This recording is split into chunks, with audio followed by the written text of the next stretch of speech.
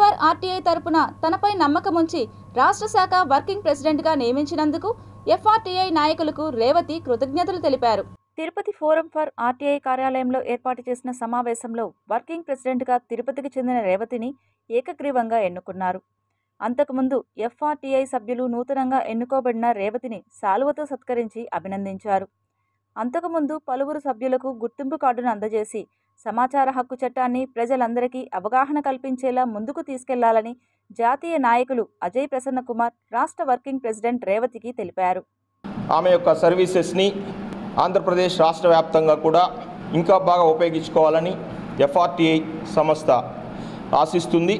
Madam గారు కూడా తదనుగుణంగా కృషి చేసి మా ఆర్టీఐ మీద, లోకాయుక్త మీద, హ్యూమన్ రైట్స్ మీద, సమాచార హక్కు చట్టం యొక్క అవగాహనను ప్రజలకు తెలియజేస్తూ గవర్నమెంట్ అధికారులకు గవర్నమెంట్తో అనుసంధానంగా వ్యవహరిస్తూ మెంబర్షిప్స్ని ముమ్మరంగా రాష్ట్ర వ్యాప్తంగా అన్ని జిల్లాల్లో పెంచుతారని ఆశిస్తూ నాకు ఇచ్చిన ఈ పదవిని నేను గౌరవంగా కాపాడుకుంటాను. అదేవిధంగా నాకు వచ్చిన ఈ టీం మెంబర్స్కి అందరికీ మన స్టేటు ప్లస్ మండలు, టౌను, జిల్లా ప్రతి ఒక్క మన మెంబర్కి అందరికీ నా కృతజ్ఞతలు తెలియపరచుకుంటున్నాను.